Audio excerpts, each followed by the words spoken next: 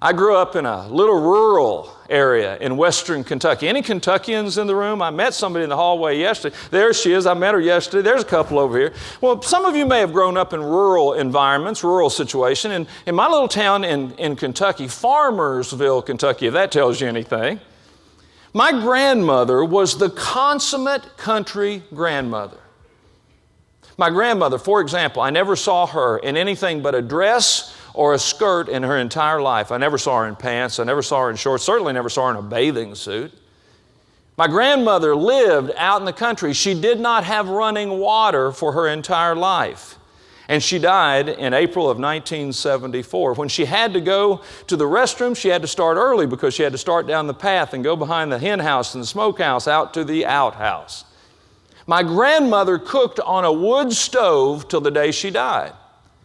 And it was the food I can still remember it. It was wonderful. My grandmother always wore an apron. Always wore an apron. And always had two pockets in her apron. One pocket always had a handkerchief. My grandmother told me, you can conquer the world with a handkerchief, Phil.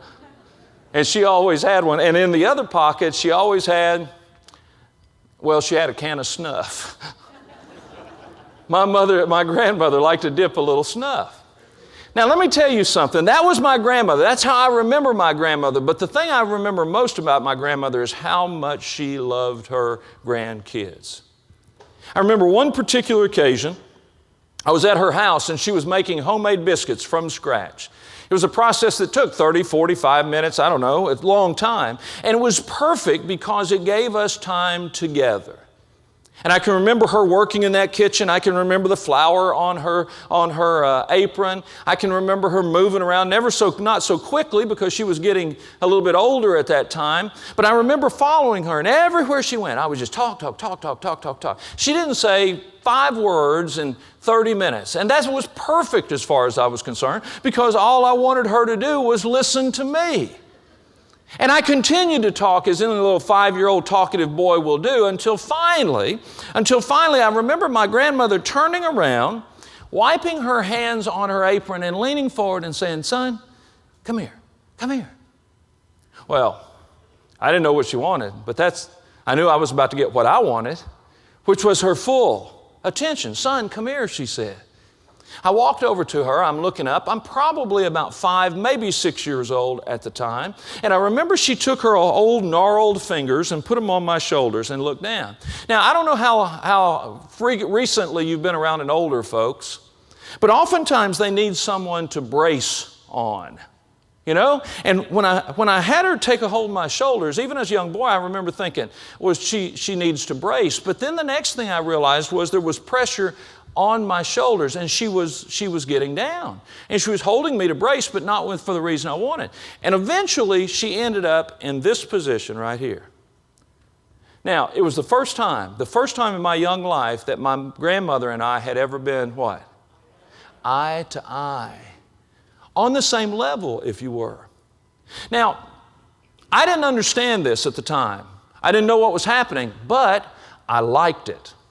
I can even remember as a young boy thinking, this is special. Pay close attention. This may not happen again.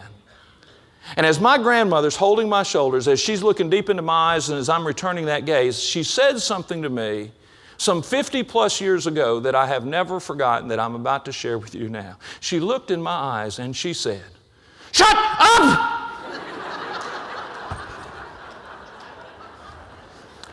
I wasn't expecting that.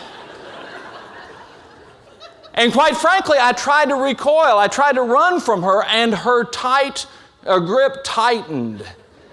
And she actually drew me to her breast. And when she did, she wrapped her arms around me. And you can believe this or not, but I'm telling you the truth. Even this morning, I can still feel the compression in my mind's eye of that day. And when she had me totally immobilized, she whispered these words in my ear. Son, don't you realize that when you're talking, you never learn anything? It's only when you're willing to shut up and listen that you might just learn something. Folks, as I said, that's been 50 plus years ago. And it's as true today as it was then. If we're willing to shut up and listen, even when the times are the most critical, even when things are happening that we could not have anticipated and that others want immediate answers to, if we can listen, we can learn. On the other hand, we must first learn to listen before we can learn.